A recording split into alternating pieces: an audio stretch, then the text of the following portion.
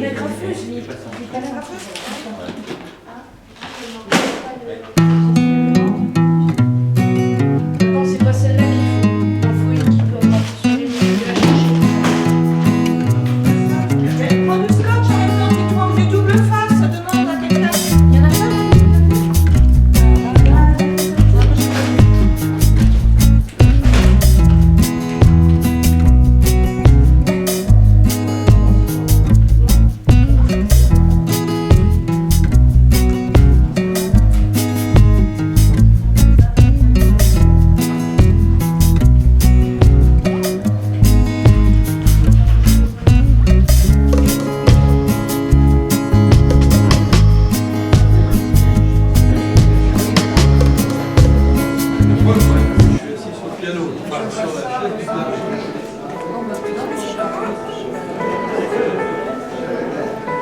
C'est un peu dommage. Déjà, ça fait une demande.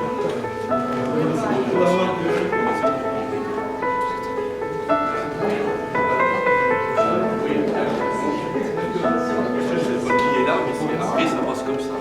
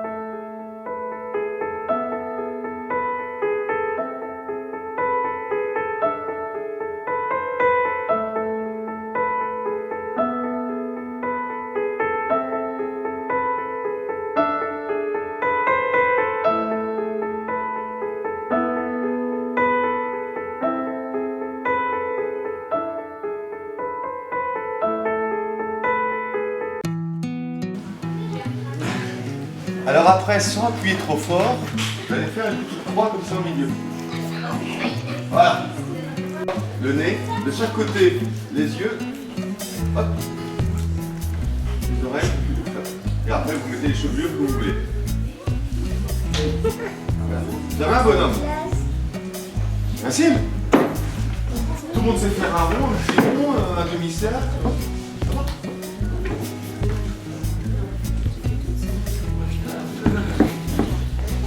Ce qui fait qu'une fois que c'est gommé, les traits de construction ici, là,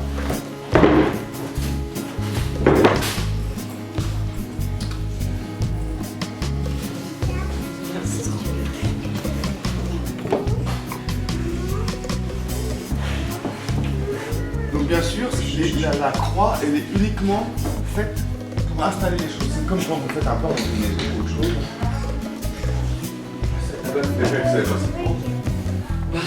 C'est pas très. Vous aurez tout le temps enlevé la croix, ça serait au propre.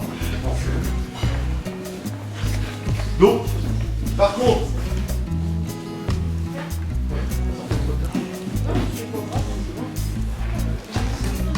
On a un nouveau.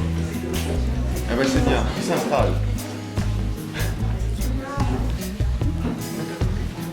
Alors si on va tourner, là il garde en haut, il garde au milieu en bas, qu'est-ce qui va faire que le visage prend naissance? Si je fais ça, ça s'appelle des... Non. Alors par contre, petite subtilité, regardez bien quand il court.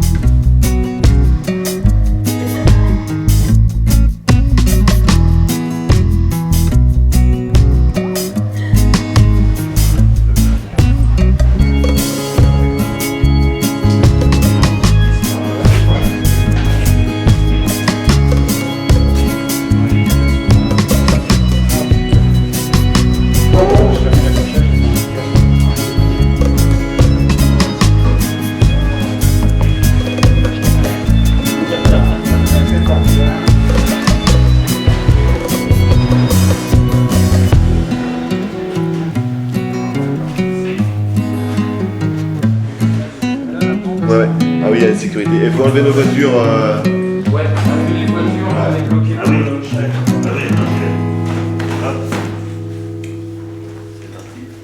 C'est la tienne, c'est pas la mienne. Tu restes là. C'est faux, mais moi j'ai le passeport avec moi. Bon, bah, ça commence à faire. Ça va, les bijoux, ils sont bien machins. Non, mais on. D'accord. Voilà, voilà. C'est parti. Oh, ça va marcher. Ouais. Alors, vous le sentez sur celui-là ou sur celui-là? C'est menaçant. Attendez, reprenez comme ça, voilà, reprenez le reflet.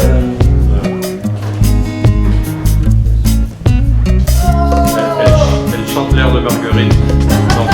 Ça y est, Lucky Luke a changé. Faire votre festival en...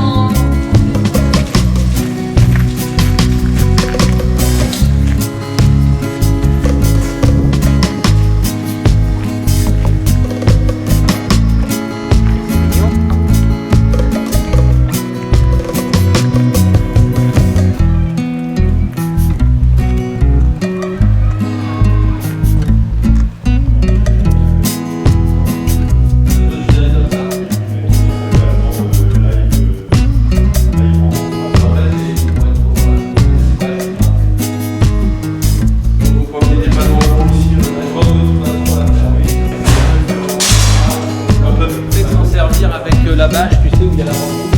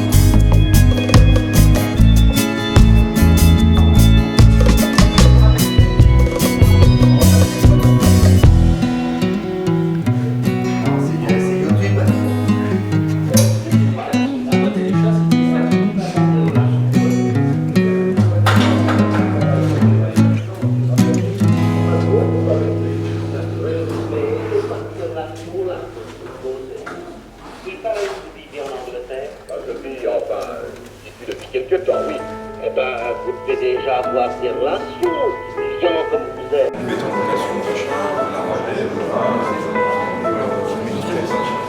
ça fait un peu d'argent pour les caisses de l'assaut, enfin, parce que je me dis, voilà, s'il peut y avoir d'autres expos sur les têtes une fois, je leur dis, mais il y a des super retraits, achetez volontiers, donc gardez-les parce que ça m'ennuierait de les oublier. Parce que je récupère une veste, mais j'ai pas le pantalon. Ou alors, quelquefois, j'ai pas les godasses. Par contre, j'ai le casque en haut que je cours avec évidemment un il y a pollution des gars qui sont très très bien faites parce que les en français, et qui étaient vendus dans les kiosques français.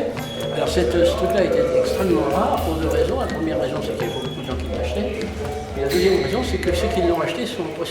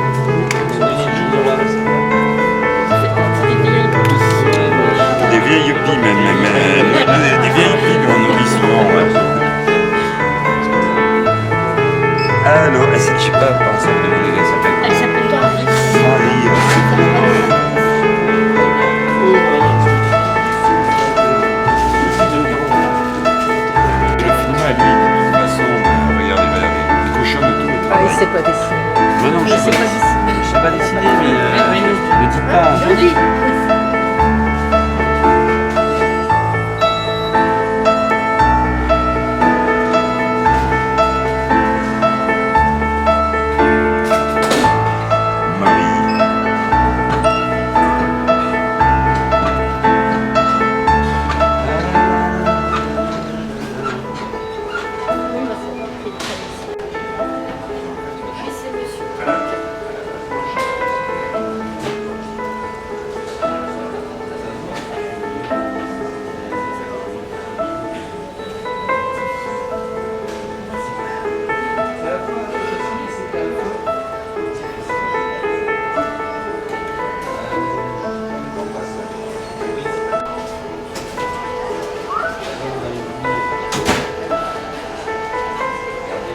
On fait des kilomètres de venir faire quelques dédicaces.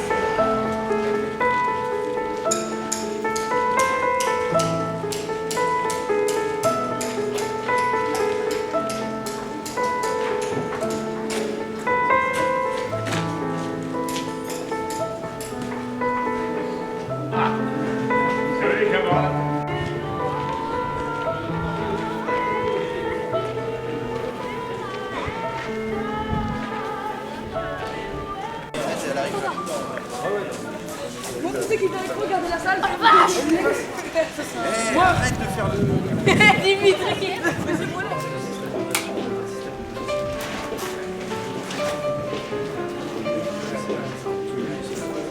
Par contre, ce qu'il faudrait qu'on fasse, les gars, moi j'utilise tout mon poids pour le faire. Parce qu'en fait, regarde, tu vois mes bras, regarde mes bras. Mes bras en fait ils restent tendus. Ce qui fait qu'en fait j'utilise la force de mon corps, je n'utilise pas la force de mes bras. Si tu fais qu'avec les bras, au bout de 10 compressions, tu vas être complètement fatigué. Alors que là, tu peux partir sur un système où tu peux partir sur 5 à 6 cm de presseur, une fréquence à 100 à 120 par minute, et tu vas arriver à masser. D'accord, vas-y, essaie. Respire. C'est mieux, beaucoup mieux. La fermeture. Allez, vas-y. Voilà, tu ouvres, voilà, parfait. Donc la première chose que tu vas faire, c'est allumer l'appareil. Pourquoi? Parce que l'appareil, il est là pour t'aider. Donc pour allumer, tu vas appuyer sur un bout de papier. Vas-y, dépêche-toi. Appliquez les électrodes, branchez le câble. Vas-y, vas-y, regarde. Allez, vas-y. Appliquez les électrodes et branchez le câble.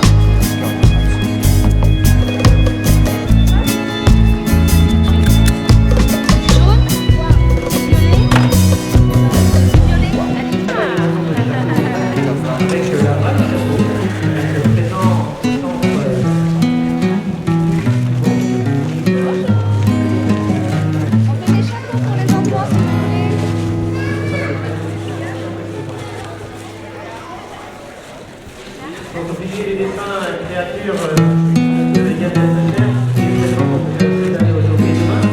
Donc, Ça va? Il a un petit chapeau? Tu regardes par là, s'il te plaît. Fabrique des princesses. Ouais. Brigitte la princesse.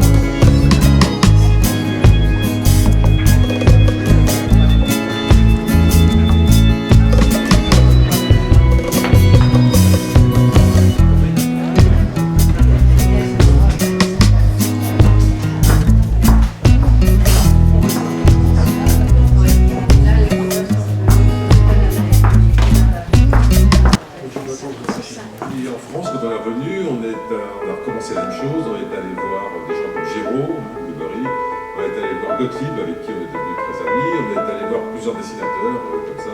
Alors, comment est née la première émission de télé consacrée à la bande dessinée? C'était en 1980. Un jour, il y a un copain qui vient me chercher et qui me dit « Je fais une émission de télé, je voudrais que tu dessines dans l'émission de télé. » Donc je suis allé, pour me faire plaisir, mais avec en reculant, faire des dessins en direct dans une émission de télé qui s'appelle Campagne, qui appartenait au service jeunesse de France 2, enfin d'Antenne 2 à l'époque. Et puis, au mois de décembre, donc ça faisait 3 mois que je faisais cette truc-là, Jacqueline Joubert, je ne sais pas si vous connaissez cette histoire-là, c'était la présentatrice historique de l'RTF, qui était devenue responsable du service jeunesse à France 2. Bon bah tu vas avec l'équipe, je te donne une équipe, tu vas chez Pilote là-bas, tu t'énerves avec les camarades de la bande dessinée. Donc voilà, on débarque chez Pilote là-bas. Ils avaient jamais d'émission, donc tu sais qui c'est le plus, moi j'avais 22 ans. Donc ils se disent mais c'est qui ce Auguste là? Mais vachement sympa, il y avait Régis Franck, il y avait Gauthier, etc. Et puis donc bah, on fait l'émission. Et puis j'étais très influencé, alors je ne sais pas si ça vous dit quelque chose, par un grand réalisateur de télévision qui s'appelait Jean-Christophe Averti.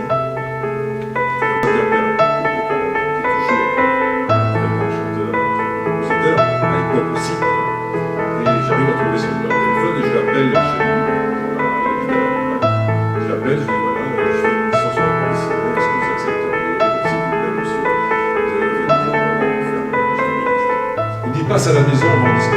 Alors je vais les voir. Il me dit c'est quoi ton truc? Alors je raconte l'historique, des clés, je prends des notes. Et puis il me dit c'est bon. Je rentre à la maison, 2 jours plus tard il m'appelle, il me dit j'ai un truc à te faire entendre. Tu appellerais au téléphone, tu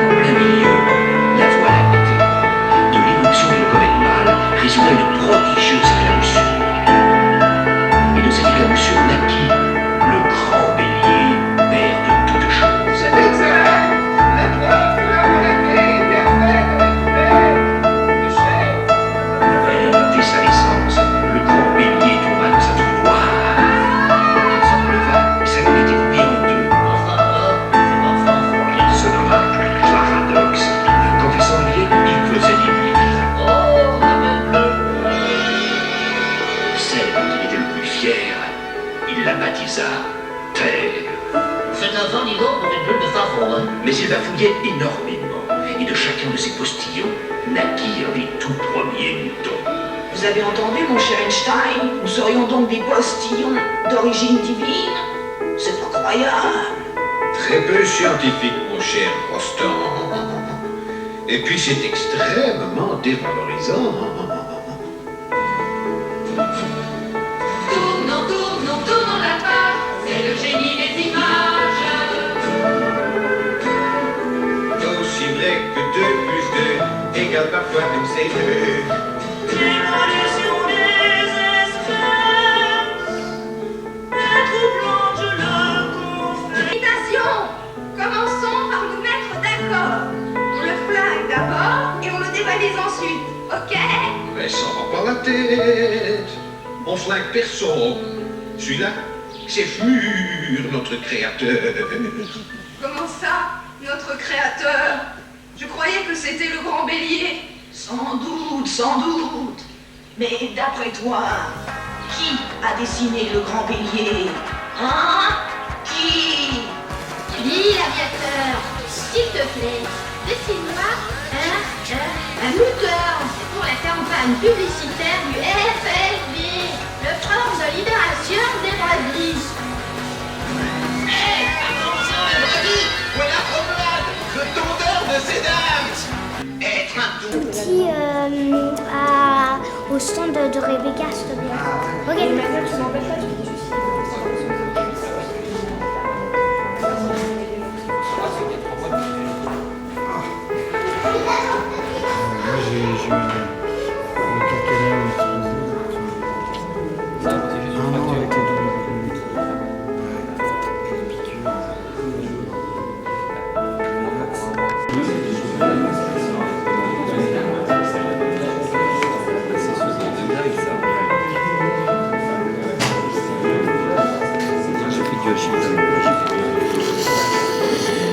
Vous avez fait quoi? Qu'est-ce qui m'a pris ce jour-là?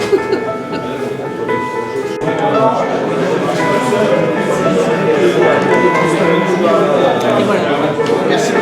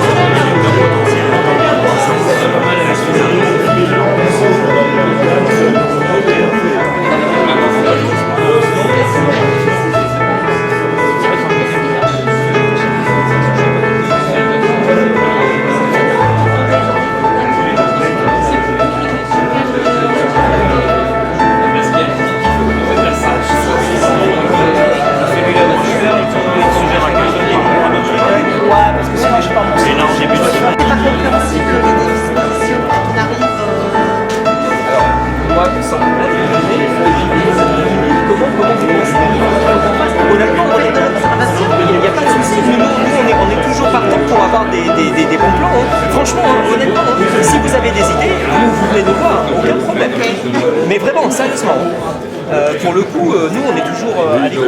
Mais de toute façon, on a une contrainte énorme. Que vous ne voyez pas à côté. Mais par exemple, le niveau des 3 étages, c'est monstrueux. Ça, c'est une galère monstrueuse. Et puis, n'oubliez pas qu'à côté, on a aussi il y a l'appliqué du centre des congrès. 30 ans de métier. Mais je sais bien, et j'en prends ma graine. J'ai pleuré, tu sais que j'ai subi à genoux de pouvoir visiter ça, c'est toi quand même. Mais en tout cas, si vous avez des idées, Tu fais quoi, Je crois qu'on a commencé avec faire en bleu. Ouais. Bah, t'as toute la partie un peu action. Des fois, il faut des... Ouais, c'est des équipes. C'est énorme.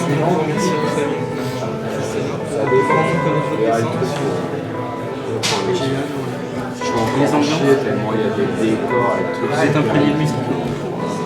Ouais, qui n'a rien à voir avec, avec l'univers développé.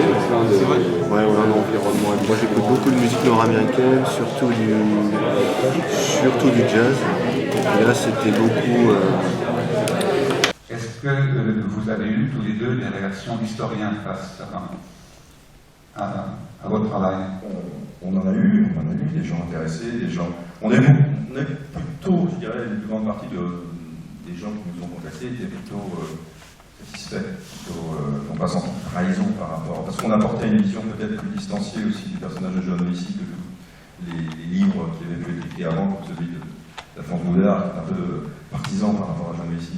Et on a plutôt eu un regard bienveillant des historiens et des gens qui ont vu nos albums, parce qu'effectivement on traitait les choses de manière moins archétypale, loin des images d'Épinal qu'on peut connaître de cette époque. Et du coup je pense qu'on a été plutôt, l'album a plutôt été bien accueilli des historiens pour cette raison-là, parce que c'était une vision grise et non noire, non blanc de cette époque. Et ça, c'était plutôt bien. Maintenant.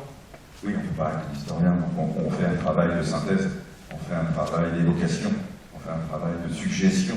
La BD porte beaucoup d'artifices en elle, beaucoup d'effets, beaucoup de choses qui sont finalement de l'ordre de l'illusion, pas de la reconstitution fidèle jusqu'au dernier bouton d'uniforme, c'est des choses qui ne nous intéressaient pas. Par contre, le travail de synthèse, le travail d'évocation est beaucoup plus fort quand on n'est pas perdu dans tous les détails historiques qui peuvent encombrer le travail. En fait, ça permet de véhiculer un message d'une manière beaucoup plus claire, beaucoup plus simple, peut-être beaucoup plus évident et efficacement en fait. Et c'est, je pense, de ça qu'on nous a été grillé en fait. Est-ce qu'il n'y avait pas un certain risque de perception, disons, biaisée de la BD par le fait que Johanna-Vissi, il y a quand même un physique que tu n'as pas inventé, puisque ces photos sont mises d'ailleurs sur l'album, mais qui fait quand même très, disons, très caricatural par rapport à l'idée du juif, et puis montrer un juif affairiste, évidemment, ça pourrait peut-être conforter certains... Le sujet reste délicat. Voilà. Toujours délicat, toujours d'actualité. Je parlais tout à l'heure de mon éditeur qui voulait qu'on le rende plus séduisant, charmant et tout ça, c'est aussi cette volonté-là qui était derrière, en fait. Le fait d'aseptiser, évidemment, les traits de Johanna-Vissi, qui ont ce côté sémite très fort, en fait, très appuyé. Moi, je trouve que ça aurait été une trahison d'aller dans une autre direction que celle qu'on a prise en fait. Sachant que j'ai un dessin que je qualifie de semi-réaliste ou de caricatural, mais pour moi, c'est caricatural dans le bon sens du terme, c'est-à-dire c'est pas caricatural pour dénoncer un travers, c'est caricatural pour le rendre plus expressif, plus proche de la nature de la personne, du personnage en fait. Et donc je ne pouvais pas aller vers l'aseptisation, la réduction des traits, non, il me fallait le rendre le plus expressif possible pour le rendre le plus vrai, le plus proche de la réalité de ce personnage-là. Donc j'ai fait le chemin inverse. Ça nous a pas été... Évidemment, il y avait un danger au départ, il y avait un risque, dont on était parfaitement conscient. Il y avait une prise de risque par rapport à la représentation, évidemment, de ce personnage. Mais on a fait le choix de la fidélité, en fait. Plutôt que le choix de se cacher, de se détourner, d'essayer de planter le truc sous le tapis pour que personne ne vienne nous embêter avec. Non, on a fait le choix d'y aller frontalement, en fait, et d'être sincère dans notre évocation. Le sujet est extrêmement délicat, il reste toujours chaud, et je pense que c'est aussi ce qui fait l'intérêt du public pour cette série. Mais on n'a jamais choisi ni de le juger, ni de se cacher derrière une morale quelconque. Un personnage comme Johanna-Vissi ne peut pas être jugé. Personne, à mon avis, n'est apte à juger la vie de ce personnage-là et les choix qu'il a pu faire. C'est très délicat de le faire, on n'a pas choisi de le faire. On a choisi de se positionner comme personne retraçant, essayant de retracer le parcours de quelqu'un pour le faire comprendre, pour faire comprendre ses choix et même les pires. Et je pense qu'il ne fallait pas donner une teinte morale, moralisatrice ou de jugement à cette histoire parce qu'on aurait influencé la perception du lecteur sur ce personnage et ça aurait été néfaste. Est-ce que pendant le travail sur la série ou bien après, Fabien ou toi, vous avez été en contact avec des personnes qui ont connu Johanna-Vissi ou avec des gens de sa famille? Même très proche, très proche, parce qu'on a la réalité nous a rattrapé de nombreuses fois, comme je disais tout à l'heure. Moi, j'ai rencontré un fiancé de Thérèse, une des deux filles de Johanna-Vissi, qui est venu me voir un jour en disant voilà, moi j'ai connu Johanna-Vissi, je l'ai côtoyé, j'étais très jeune, j'étais le fiancé d'une de ses filles. Et donc on a échangé, et on a échangé beaucoup. Des choses, il m'a raconté un peu les rapports qu'il avait eu avec son beau-père potentiel, et c'était très drôle d'entendre quelqu'un nous parler de Johanna-Vissi de manière aussi directe. La réalité nous a rattrapé une première fois comme ça. Le lendemain, pour se remettre à dessiner, c'est pas évident. Quand on a vécu ça, quand on a croisé quelqu'un qui l'a connu, le dessiner après, c'était pas évident. Et puis, on a eu un deuxième contact très important, c'est qu'on a été en contact téléphonique avec le petit-fils de Joseph Johanna-Vissi, en fait, producteur de documentaires en Israël, et qui a contacté notre éditeur pour rentrer en contact avec nous afin de réaliser un documentaire sur son grand-père. Et ça aussi c'est très très drôle parce qu'en fait il cherchait à pouvoir utiliser des images des albums pour alimenter visuellement son documentaire sur son grand-père. C'est quelque chose de très étonnant, parce que moi qui suis allé pendant des années à la recherche de documentation du réel et de tout ce qui pouvait le servir à créer notre fiction, lui voulait utiliser notre fiction pour alimenter le réel. C'était très très drôle en fait.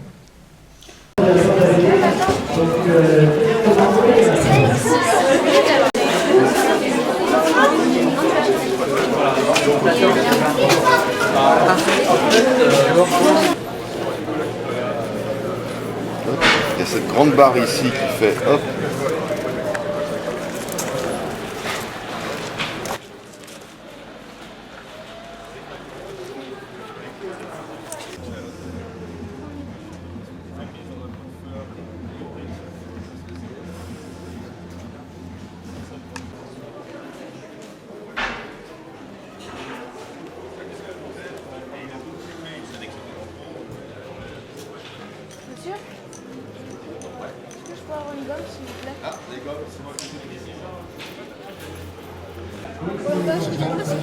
Après, tu vois que à ce niveau-là, là c'est la hauteur, ça va être la hauteur de tes pieds.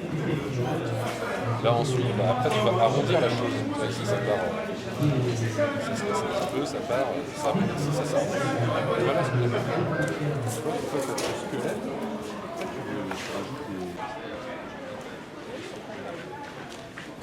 les frères Hulder.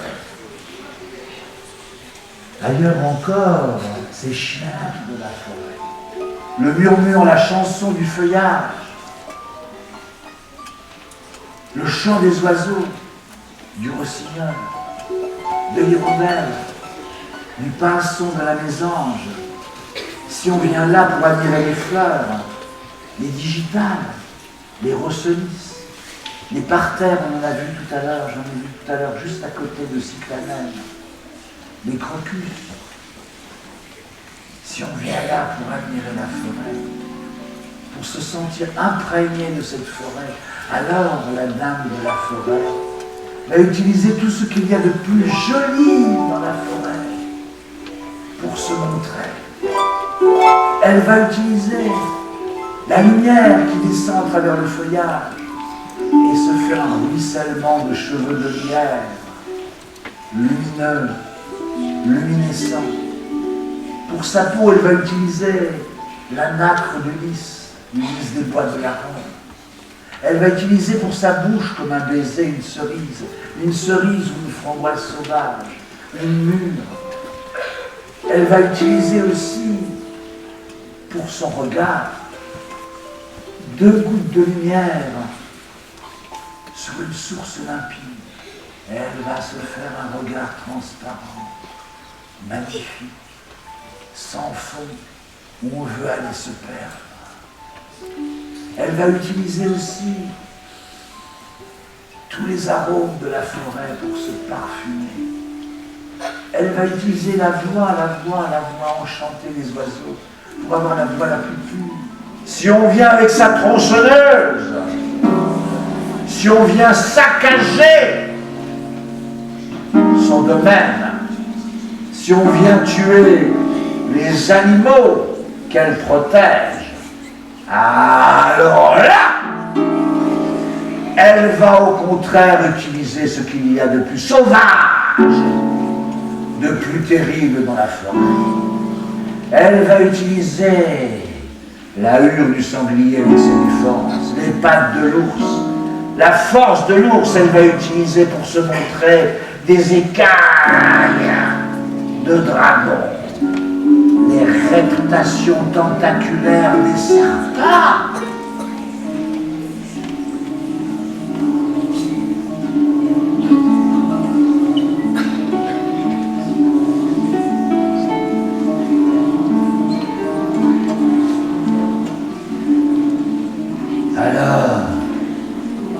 Alors Goma avance, il avance, il traverse les fourrés, il traverse les ronces, mais alors qu'il y avait encore quelques instants seulement, il y avait des lapins, il y avait des lièvres, il y avait des perdrix, des faisans, il y avait des oiseaux qui volaient, qui voletaient, des libellules, des papillons. Alors qu'il y a quelques instants encore, la source murmurait, chantait. Alors que le feuillage aussi bruissait, racontait des histoires, de très belles histoires d'amour. Alors que le muguet embaumait, alors qu'il y avait des biches qui sautillaient avec des licornes blanches, superbes comme des rêves. Alors qu'il y avait les fées, les féyennes, les pénuélines qui voletaient avec le bébé. Il y a des cloportes, des limaces, il y a un poulpe, il y a de la vermine qui saute un peu partout, elle a des ponts partout, elle est vêtue de haillons. Elle n'a pas de mains mais des griffes. Et ses pieds sont des pattes de poule.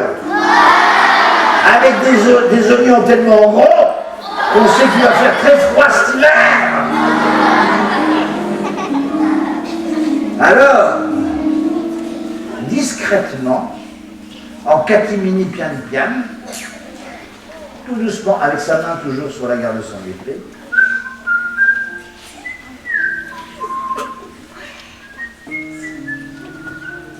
Gauvin essaie de récupérer de son cheval. Et mais brusquement, il y a une voix qui lui dit, dans son fort intérieur, dans son fort Sagan intérieur, dans son Camelot intérieur, qui lui dit, Gauvin, tu vas partir dans la forêt, et la première femme que tu rencontreras, tu l'épouseras. Alors Gauvin dit, oui, mais c'était pour rire. C'était pour rire, c'est une légende. C'est pas nécessaire. Et il entend la voix du roi qui insiste. Gauvin, tu vas aller dans la forêt et la première femme que tu rencontreras, tu l'épouseras. Et il se dit, je ne peux désobéir à mon roi, à mon maître. Je suis le chevalier le plus loyal de la table ronde. Je ne veux pas rompre ce serment. Ainsi je l'ai dit, ainsi je le ferai. Alors il s'approche de la femme, hideux. Il met un genou en terre, il la prend par la griffe et lui dit quelqu'un qui a visité l'isolation en Guéret.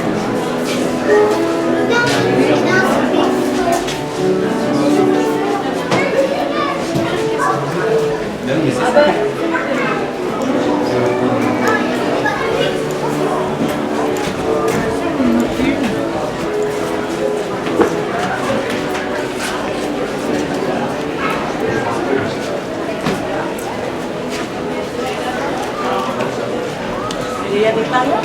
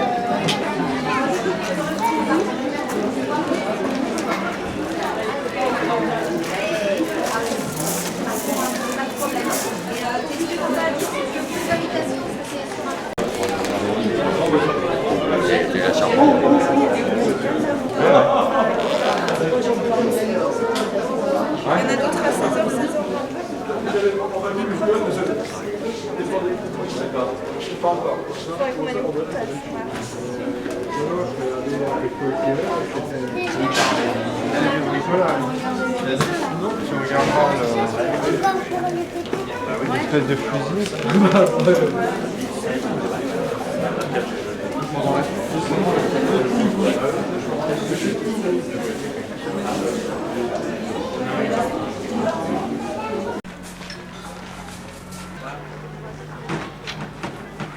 Parfait.